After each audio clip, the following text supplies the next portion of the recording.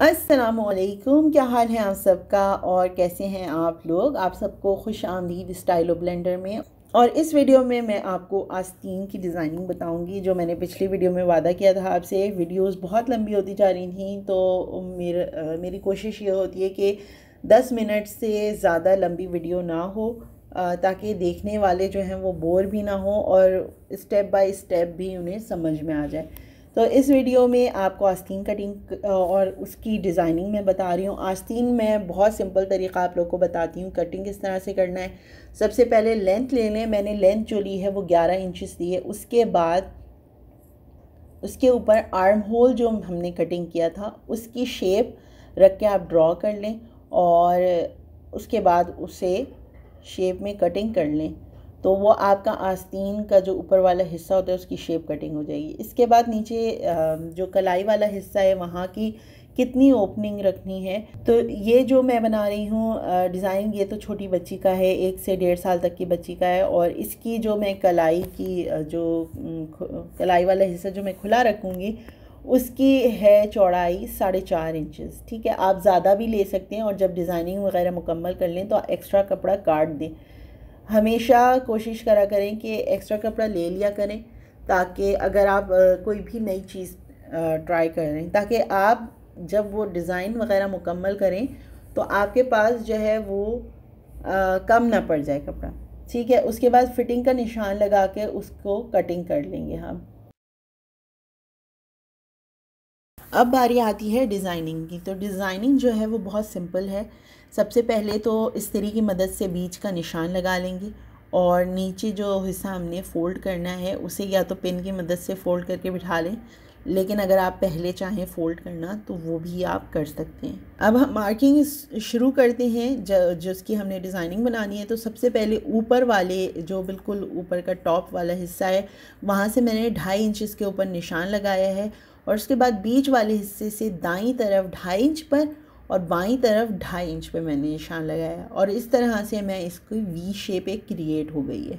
Pencil या chalk से पहले निशान लगा लें और उसके बाद सिलाई शुरू करें, ताकि आपके पास एक तैयार खाका हो। और इसके अलावा मैंने इसके मैं बेल यूज़ कर रही हूँ एक बारीक वाली, और इसके साथ साथ जो बनारसी पट्टी कुले की जो बची हुई पट्टियाँ थी उनसे मैंने इस तरह की स्ट्रिप्स कटिंग कर ली हैं। 2 इंच चौड़ाई है इनकी और लंबाई आप ज़्यादा ही बना लें। ये पट्टियाँ मिला के आप थोड़ी लंबी बना लें, ताकि आपकी जितनी डिज़ाइनिंग में इस्तेमाल होनी है वो डिज़ाइनिंग में इस्तेमाल हो जाए और अगर बच भी गई तो किसी और प्रोजेक्ट में इस्तेमाल कर सकते हैं।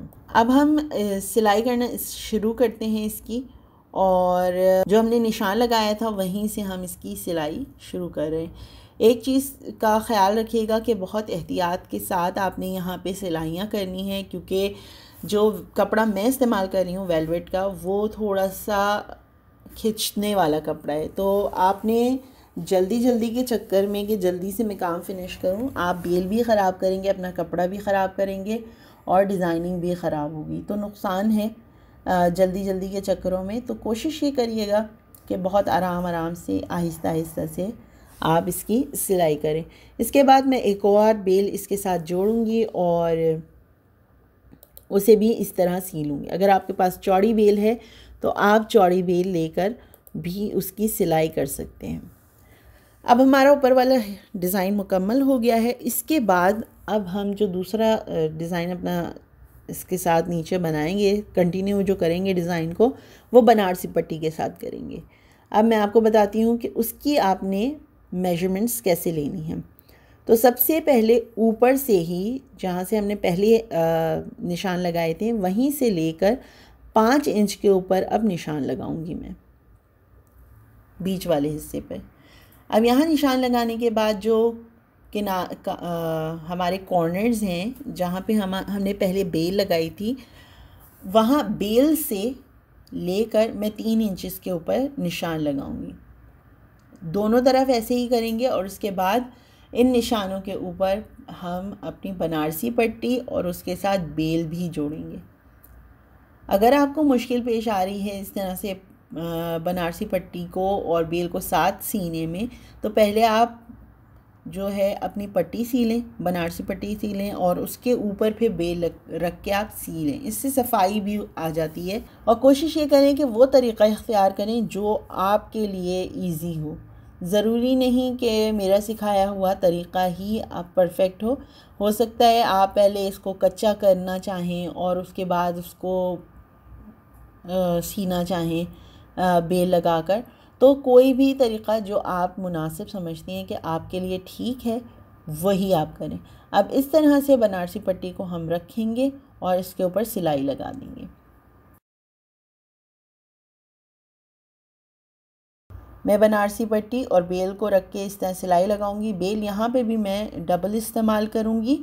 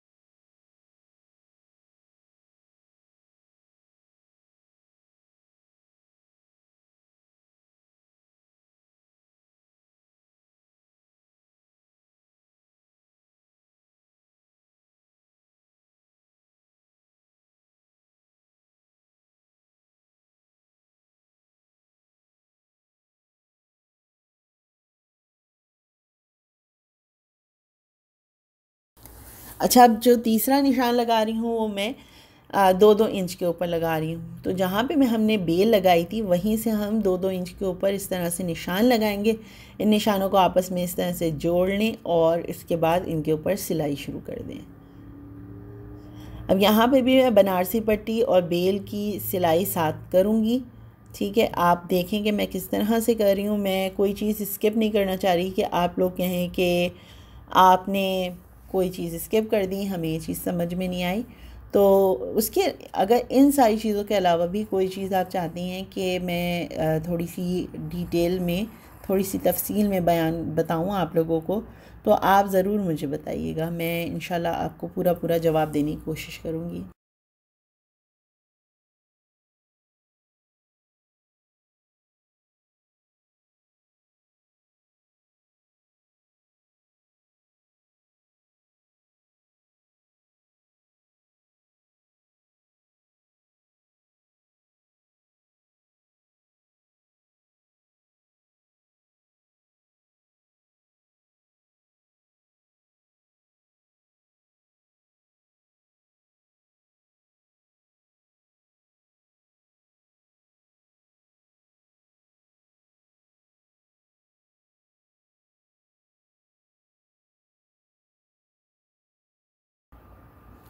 अब हमारी ये पट्टियाँ पूरी सिल गई हैं, डिज़ाइन तैयार हो गया है। अब कपड़े को बिठाना है अच्छी तरह से और बेलों को और हर चीज़ को, कपड़े को स्मूथ करना है। उसके लिए इस्त्री ज़रूरी है और आप देख लें कि मैं जो है वो ऊपर कपड़ा रख के इस्त्री कर रही हूँ। इस बात का ख़ास ध्यान रखें और हल्का सा जो भी खिंचाव वगैरह पैदा हो रहा है वो इस इस्त्री की वजह से बाहर निकल जाएगा।